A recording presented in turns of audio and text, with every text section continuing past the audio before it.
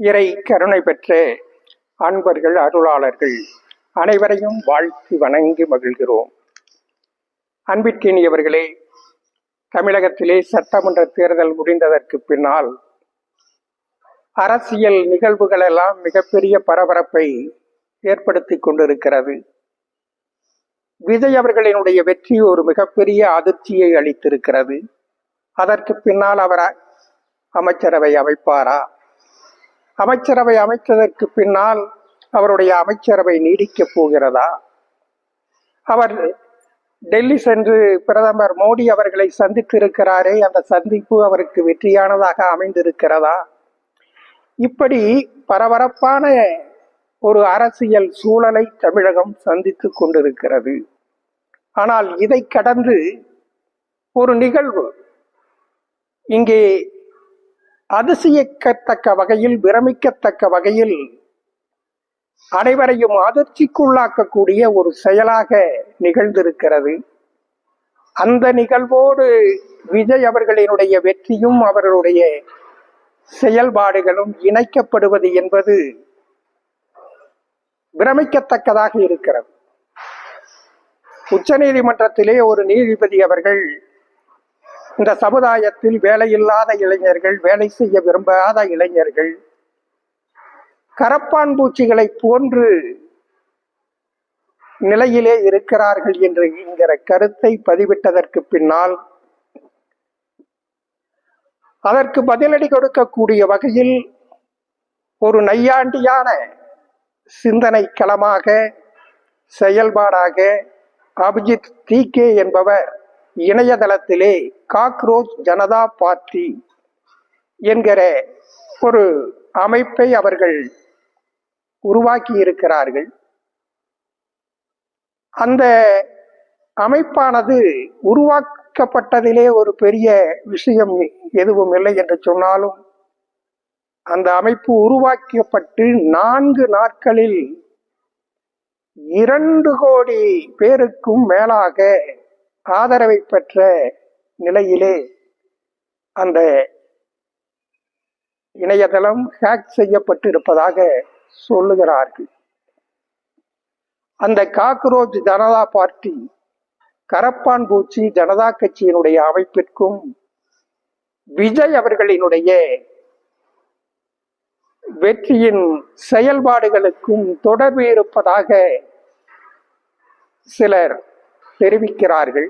அது முற்றிலுமாக தவிர்க்கப்பட முடியாத ஒன்றாக இருக்கிறது. அது பற்றித்தான் நாம் இந்த பதிவிலே பார்க்க இருக்கிறோம். இந்த பிரபஞ்சத்தில், இந்த உலகத்தில் பல நிகழ்வுகள்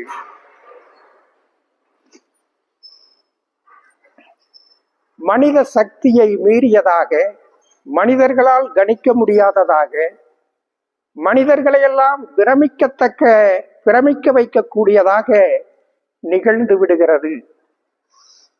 இதை இந்த சமுதாயம், இந்த உலகம் புரிந்து கொள்ள வேண்டும். இந்த மனித சமுதாயத்தினுடைய பரிணாமத்தில் இன்றைய உலகத்தினுடைய இந்த நிலையானது பல அருளாளர்கள், சிந்தனையாளர்கள், மனித குலத்தின் மீது அக்கறை கொண்டவர்களினுடைய அளப்பரிய தியாகத்தினால் தான் இந்த உலகம் இன்றைய நிலையை எட்டியிருக்கிறது. இன்னும் இந்த மனித குலம் ஒரு உயர்ந்த எல்லையை எட்டுவதாக அதனுடைய பயணம் தொடர்கிற பொழுதுதான் அது மாண்பிற்குரியதாக இருக்கும். இந்த உலகத்தில் மனித வாழ்க்கையினுடைய பேருண்மைகளை எல்லோரும் உணர்ந்து கொண்டு அந்த உயர்ந்த நிலையை எட்டுவதற்கு முயற்சிக்க வேண்டும். எல்லா மனிதர்களும், இந்த உலகத்தில் பிறந்திருக்கக்கூடிய எல்லா மனிதர்களும் ஒரு நாள் இல்லாமல் போவதற்காகத்தான் இருந்து கொண்டிருக்கிறோம். மனித வாழ்க்கை என்பது மரணத்தை நோக்கிய பயணமாகத்தான் இருக்கிறது. இது எல்லோரும் அறிந்திருக்கக்கூடிய பேருண்மையாக இருந்தாலும் அந்த பேருண்மையை உணர்ந்து கொண்டு ஆக்கபூர்வமாக செயல்படாததனுடைய விளைவு இந்த மனித சமுதாயம் பெரும் துன்பத்திற்கு ஆளாகிறது, சிக்கல்களுக்கு உள்ளாகிறது. இந்த பிறப்பிற்கும் இறப்பிற்கும் இடைப்பட்ட இந்த வாழ்க்கையில் மனிதர்கள் எல்லோரும் சக மனிதர்களோடு அன்பும் கருணையுமாக இணக்கமாக எப்படி வாழ்வது என்கிற சூட்சுமத்தை உணர்ந்து கொண்டு அதை நிறைவேற்றிக் கொள்வதுதான் மனித சமுதாயத்தின் முழுமையை நோக்கிய பயணமாக இருக்க முடியும். இதைத்தான் நம்முடைய பாரத கலாச்சாரம், பாரதத்தினுடைய தத்துவங்கள் மிக தெளிவாக வலியுறுத்தி இருக்கிறது. யாதும் ஊரே யாவரும் கேளி, வசுதேவ குடும்பம். இந்த உலகம் முழுவதும் ஒரே குடும்பமாக வாழ முடியும், வாழ்வதற்கான முயற்சியிலே பயணம் செய்யுங்கள் என்பதுதான் நம்முடைய ஞானிகளின், தீர்க்கதரிசிகளின் இந்த மண்ணினுடைய ஆத்மாவாக இருக்கிறது. இன்றைக்கு உலகம் முழுவதும் இருக்கக்கூடிய அரசுகள் அனைத்தும் ஒருங்கிணைந்து இந்த உலகம் முழுவதையும் ஒரே தேசமாக கட்டமைக்கக்கூடிய சூழலை உருவாக்க முடியும். உலகம் முழுவதும் இருக்கக்கூடிய அனைத்து மக்களும் ஒருங்கிணைந்து ஒரே தேசமாக ஒன்றாக அனைவரும் ஒன்று என்கின்ற பேருணர்வோடு இந்த உலகத்தில் வாழ முடியும். அப்படி வாழுகிற பொழுது உலகம் முழுவதும் ஒரே குடும்பமாக வாழுகிற உன்னத சமுதாயத்தை இந்த மனிதர்களால் உருவாக்கி கொள்ள முடியும். அதற்கான வாய்ப்புகள் அனைத்து மக்களுக்கும், அனைத்து தலைவர்களுக்கும், அனைத்து தேசங்களுக்கும் உள்ளங்கை நெல்லிக்கனி போல முன்னாலே நிற்கிறது. அந்த பேருண்மையை நிறைவேற்றுவதற்கு, அந்த பெருநிலையை அடைவதற்கு இந்த மனித குலம் முயற்சிக்க வேண்டும். உலக சமுதாயம் அர்ப்பணித்துக் கொள்ள வேண்டும். இந்த நிலைமைகள் நிறைவேற வேண்டும் என்று சொன்னால் உலகம் முழுவதும் இருக்கக்கூடிய ஆட்சிகள் அருள் சார்ந்த ஆட்சிகளாக இருக்க வேண்டும். அந்த அருள் சார்ந்த ஆட்சிகள் அமைய வேண்டும் என்று சொன்னால், நிலை பெற வேண்டும் என்று சொன்னால், அரசியல் என்பது அறம் சார்ந்ததாக மலர வேண்டும். அறநெறி அரசியல் மலர வேண்டும். அது இந்த தமிழகம் மட்டுமல்ல, பாரதம் மட்டுமல்ல, உலகம் முழுவதும் அறம் சார்ந்த அரசியல் மலர வேண்டும்.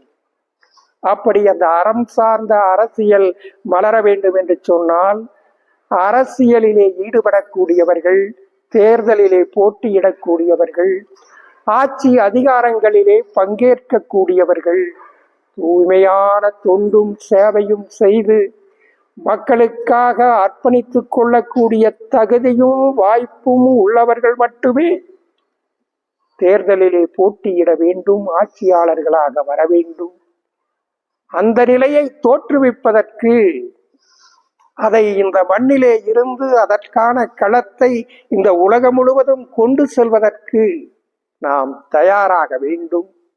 அதன் காரணமாகத்தான் நாம் இந்த அரசியல் பற்றி, அரசியல் உயர்ந்த ஆன்மீகம், உயர்ந்த தர்மமாக இருக்கிறது, உயர்ந்த இறைநிலையாக இருக்கிறது. அந்த புனித தன்மையை காப்பாற்றுவதற்கு செயலாற்றுவதுதான் துறவிகளினுடைய, அருளாளர்களினுடைய கடமையாகவும் தர்மமாகவும் இருக்கிறது என்கிற முறையிலே, அந்த பாதையிலே நாம் தொடர்ந்து பயணித்துக் கொண்டிருக்கிறோம். நம்முடைய ஆசிரமத்தினுடைய பணிகளும், நம்முடைய ஆன்மீக பணிகளும், அகில உலக ஆன்மீக பேரவையினுடைய செயல்பாடுகளும் அதை நோக்கியதாக இருந்து கொண்டிருக்கிறது. அந்த பாதையில் இந்த உலகம் வெற்றி பெறுவதற்கான எண்ணங்களை, எண்ணங்களினுடைய வலிமைகளை இந்த பிரபஞ்சம் முழுவதும் வலிமை பெறச் செய்வதற்கான முயற்சிகளில் நாம் தொடர்ந்து இயங்கிக் கொண்டிருக்கிறோம். இந்த நேரத்தில் எல்லா மனிதர்களும், எல்லா தலைவர்களும், அரசியலிலே இருக்கிறவர்களும் உணர்ந்து கொள்ள வேண்டிய ஒரு பேருண்மை, மனிதர்களினுடைய சக்தியை கடந்து ஒரு பேராற்றல், பிரபஞ்ச பேராற்றல் இந்த உலகத்தை தர்மத்தை நிலைநாட்டுவதற்காக இயங்கிக் கொண்டிருக்கிறது என்கிற உண்மையை எல்லோரும் உணர்ந்து கொள்ளுங்கள். இவைகளெல்லாம் எப்படி நடக்கிறது, எப்படி நிறைவேறுகிறது என்பதை எவராலும் கணிக்க முடியாத நிலையிலே நிறைவேறிக் கொண்டிருக்கிறது. உலகத்தில் பல நிகழ்வுகள், உலக வரலாறுகளிலே அப்படிப்பட்ட சரித்திரத்தினுடைய சான்றுகளை நாம் ஏராளமாக காண முடியும். சமீப காலங்களில் இந்த தேசத்திலேயே ஜல்லிக்கட்டு போராட்டம், ஜல்லிக்கட்டு எழுச்சி ஒரு மிகப்பெரிய அளவிலே லட்சக்கணக்கான இளைஞர்கள் கூடி அரசையே ஸ்தம்பிக்க வைத்தார்கள். இந்த உலகம் முழுவதையும் திரும்பி பார்க்க வைத்தார்கள். அதற்காக யார் முயற்சி செய்தார்கள், யார் அதை ஒருங்கிணைத்தார்கள் என்பதையெல்லாம் கடந்து அது ஒரு இயல்பான ஒரு எழுச்சியாக, எண்ணங்களினுடைய வெளிப்பாடாக, உணர்வுகளின் பீரிட்டு எழுந்த ஒரு கிளர்ச்சியாக அது உருவெடுத்தது. இவைகள் எப்படி நிகழுகிறது என்பதை யோசித்து பார்க்க வேண்டும்.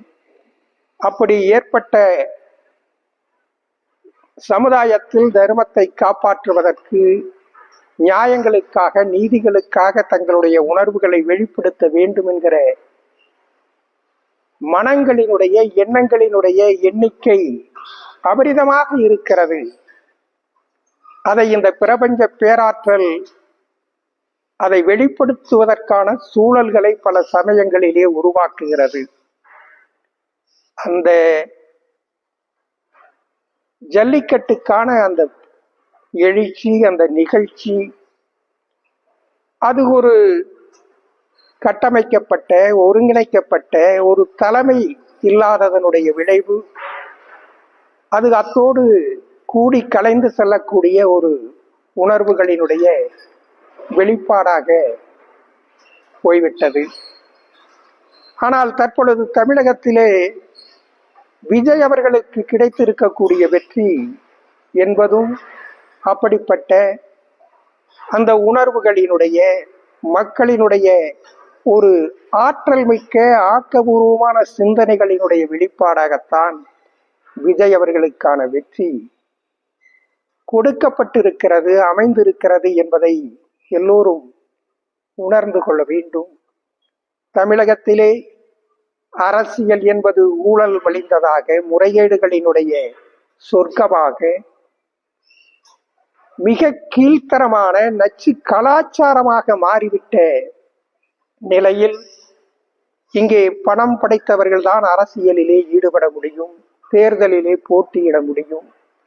பணம் படைத்தவர்கள் பல கோடிகளை தேர்தலிலே செலவிட்டு மக்களினுடைய ஓட்டுக்களுக்கு பணம் கொடுத்து விலைக்கு வாங்கி மீண்டும் அவர்கள் ஆட்சிக்கு வந்து அவர்கள் தொடர்ந்து ஊழல்களிலே ஈடுபட்டு மீண்டும் அந்த பணத்தை கொடுத்து மக்களை விலைக்கு வாங்குகிற ஒரு மிக மோசமான அரசியல் கலாச்சாரத்தினுடைய அங்கமாக தமிழகம் மாறிவிட்டது.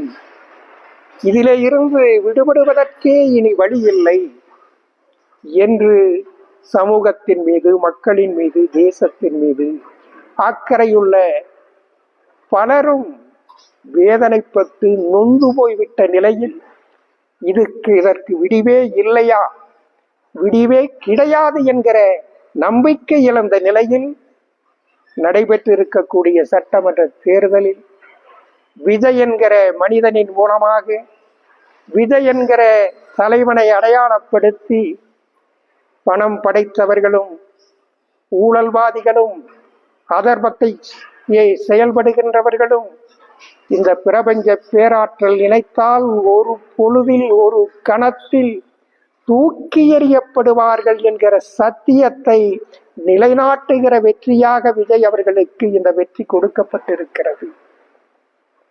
அதே போன்ற உணர்வுதான் கரப்பான் பூச்சி ஜனதா கட்சிக்கும் அந்த எண்ணங்கள் ஒருங்கிணைக்கப்பட்டிருக்கிறது என்பதை நாம் புரிந்து கொள்ள வேண்டும். அதன் மூலமாக ஆக்கபூர்வமான செயல்பாடுகள் தோன்றுமா அல்லது அது பாதிப்புகளை ஏற்படுத்தக்கூடிய சூழல்களில் வீழுமா என்பது வேறு விஷயம். ஆனால் விஜய் அவர்களுக்கு கிடைத்திருக்கக்கூடிய இந்த வெற்றியை, விஜய் அவர்கள் அதற்கு தகுதியில்லாத மனிதர், அவர்களால் ஆட்சி செய்ய முடியாது, அவர் சினிமாவிலே இருந்து வந்திருக்கக்கூடிய அவரால் திறமையாக செயலாற்ற முடியாது என்றெல்லாம் எதிர்மறையான விமர்சனங்களை முன்வைக்கின்றவர்களையும் நாம் பார்த்து கொண்டிருக்கிறோம். ஆனால் ஒன்றை மட்டும் புரிந்து கொள்ள வேண்டும். விஜய் அவர்கள் அறம் சார்ந்த அரசியலுக்காக சத்திய பிரமாணம் செய்து கொண்டதனுடைய விளைவு அவரை அடையாளப்படுத்தி தர்மத்திற்கான அரசியல் இந்த மண்ணில் மலர வேண்டும் என்பதற்கான உணர்வுகளினுடைய ஒன்று திரண்ட சக்திதான் அவருக்கு கிடைத்திருக்கக்கூடிய வெற்றி. விஜய் அவர்கள் அனைத்தையும் கடந்து எது பற்றியும் கவலைப்படாமல் தர்மத்தினுடைய பாதையிலே பயணிப்பதற்காகத்தான் நமக்கு இந்த வாய்ப்பு கொடுக்கப்பட்டிருக்கிறது என்று உறுதிப்பாட்டோடு நியாயமாக நேர்மையாக மக்களுக்கு துரோகம் செய்யாமல் மக்களுக்கு நல்ல வழி செய்யக்கூடிய வகையில் அவர் அரசாட்சி செய்வார் என்று சொன்னால், தர்மத்தின் பாதையில் பயணிப்பார் என்று சொன்னால், அவர் ஒரு தவிர்க்க முடியாத சக்தியாக தர்மத்தினுடைய வெற்றியாக இந்த மண்ணிலே மலருவார். இது நிச்சயமான ஒரு தர்மத்தினுடைய உறுதிப்பாடு. இதுதான் இந்த பிரபஞ்ச நியதியினுடைய சக்தியாக சட்டமாக இருக்கிறது. ஆனால் அவர் தர்மத்திலே இருந்து விலகிவிட்டார், வீழ்ந்து விட்டார் என்று சொன்னால் அதற்கான விளைவுகளை அவர் சந்திப்பதை எவராலும் தடுத்து நிறுத்தவும் முடியாது என்பதை நாம் புரிந்து கொள்ள வேண்டும். ஆனால் இந்த சமுதாயத்திலே இருக்கக்கூடிய அருளாளர்கள், ஆன்மீக தளத்திலே இருக்கிறவர்கள், அறநெறியாளர்கள், தர்ம சிந்தனையாளர்கள், இந்த சமுதாய நோக்கர்கள், சமுதாயத்தினுடைய நலனிலே அக்கறையுள்ள அனைவரும் செய்ய வேண்டிய காரியம், செய்ய வேண்டிய கடமை மிக அவசியமான ஒன்றாக இருக்கிறது என்பதை அனைவரும் புரிந்து கொள்ள வேண்டும். தற்பொழுது தர்மத்திற்காக செயலாற்ற வேண்டும், துணை நிற்க வேண்டும்.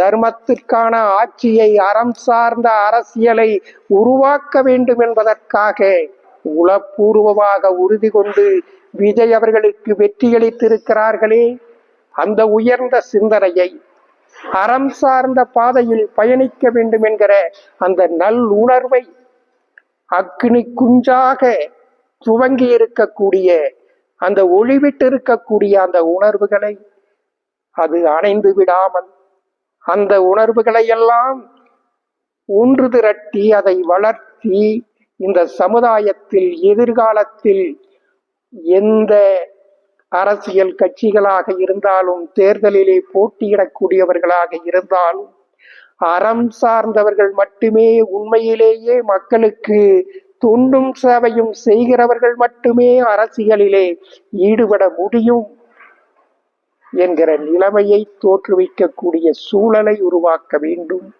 அரசியலிலே இருக்கக்கூடிய அனைத்து கட்சிகளும் தேர்தலிலே தோல்வியுற்றவர்கள் எல்லாம் அவர்கள் தங்களை சுய பரிசோதனை செய்து கொண்டு உண்மையான மாற்றத்திற்கு தங்களை தயார்படுத்திக் கொள்ள வேண்டும். மீண்டும் எப்படியாவது குறுக்கு வழியிலே அரசியல் நடத்தலாம் என்கிற சிந்தனைகளை எல்லாம் விட்டுவிட்டு அறம் சார்ந்த அரசியலுக்கு எப்படி பயணிக்கலாம், நாமும் இந்த அரசிற்கு ஆக்கபூர்வமாக எப்படி துணை நின்று செயலாற்றலாம், நமக்கான ஆட்சி வாய்ப்புகள் கிடைக்கும் என்று சொன்னால் அது மனித குலத்திற்காக செயலாற்றுவதற்காக இறைவன் கொடுத்திருக்கக்கூடிய வாய்ப்பு என்று கருதி செயல்படக்கூடிய எண்ணம் படைத்தவர்களாக அரசியலிலே இருக்கக்கூடிய அனைவரும் மாற வேண்டும். அறம் சார்ந்த மனிதர்களாக மலர வேண்டும். அதற்கான செய்தியைத்தான் ஜல்லிக்கட்டு எழுச்சியும் விஜய் அவர்களினுடைய வெற்றியும், தற்பொழுது கரப்பான் பூச்சி ஜனதா கட்சியினுடைய அந்த கட்சிக்கான ஆதரவும் இந்த உலகத்திற்கு வெளிப்படுத்துகிற சத்தியத்தின் செய்தியாக இருக்கிறது. இந்த சத்தியத்தின் செய்தியை, அந்த நிலைப்பாட்டை காப்பாற்றுவதற்கு அனைவரும் தர்மத்திற்காக அர்ப்பணித்துக் கொள்ள முன்வாருங்கள். பரிபூரண நல்லாசிகள்.